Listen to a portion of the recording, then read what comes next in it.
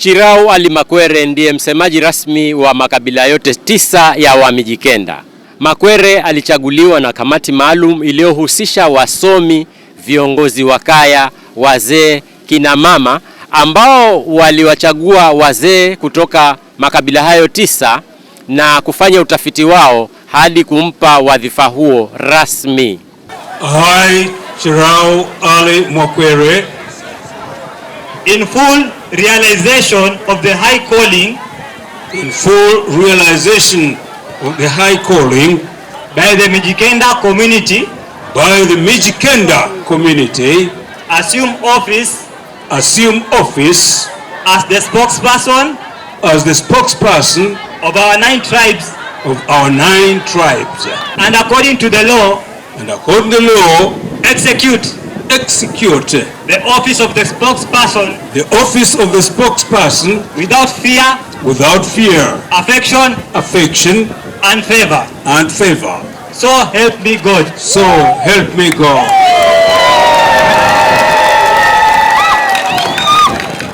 Makwere alikabidhiwa wadhifa huo na kuapishwa katika hafla iliyofanywa Vishakani Kaloleni, bomani kwa mwenda zake kigogo wa siasa za Pwani Ronald Gideon Ngala, katika hafla ya kumwenzi mwenda zake Ngala na kutoa kumbukumbu ya kiongozi huyo wakati wa kuzinduliwa rasmi kwa vuguvugu la umoja wetu, umoja wa Mijikenda, linalojulikana kama Umwenga Wehu.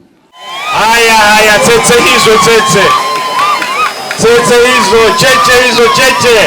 hizo zinachoma wale wafisadi wote na maasidi,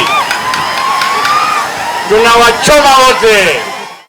Wawa Mijikenda wawa. Msingi upo na msingi umekuwa hapo kwa miaka 53.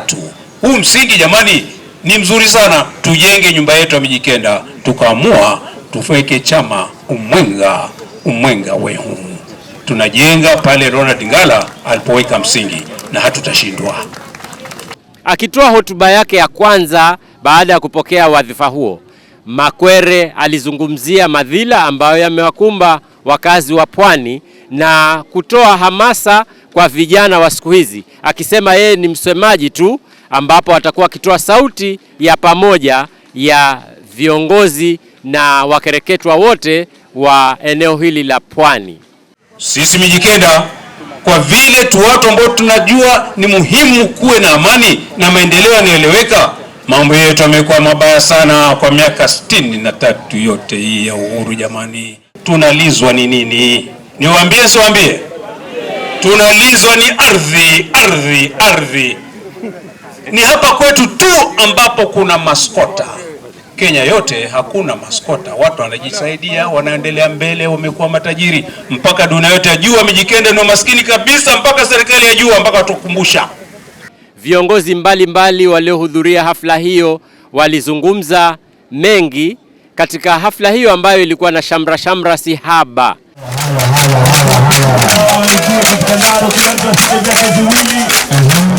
Viongozi kutoka Pwani walikutana na kusisitizia umuhimu wa utangamano na mshikamano ili kuondoa madhila ambayo yamekuwa yakiwakumba wakazi wa Pwani kwa miaka mingi. Vivi beamizi fuza kwa chakutema hatarokaya kwa kumbola kwa mazi funa kupiga 5.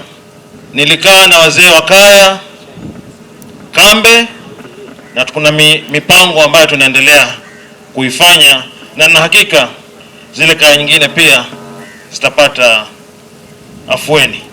Ndugu zangu, wale wenzetu wa Kilifi, kama hamjui, kule kwetu kishavuka feri, hatuna amani, hatuwezi kukaa vizuri kwa sababu ya masuala ya vipanga.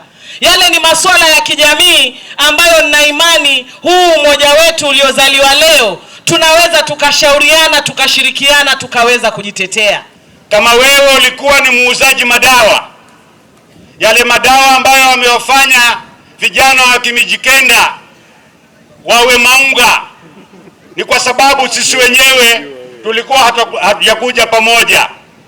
Katika ushauri huu tutawashauri vijana wetu wasinywe hayo madawa yako. Kwa hivyo wewe, biashara yako iko hatarini. Leo nimeleta kilio kwa niaba ya watoto wetu wa Kimijikenda pale Mombasa, ambao wengi wameshindwa kuenda shule kwa sababu wazazi wao hawana karo ya kuwapeleka shule.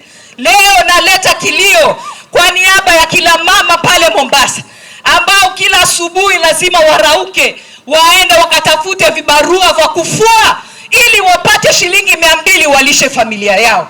Leo nimekuja kuleta kilio kutoka Mombasa, kusema vijana wetu wanahangaika, hawana ajira. Baba zangu na walilia leo. Haya yanayofanyika leo hapa Kaloleni ni historia. Hafla hii ilipangwa isiwe ya kisiasa bali iwe ya kitamaduni, kwa kuwa turathi, mila na utamaduni ndizo zinazoongoza kwa amani. Nikiripotia Coco FM, mimi ni Lolani Kalu. Coco FM, ladha ya Pwani.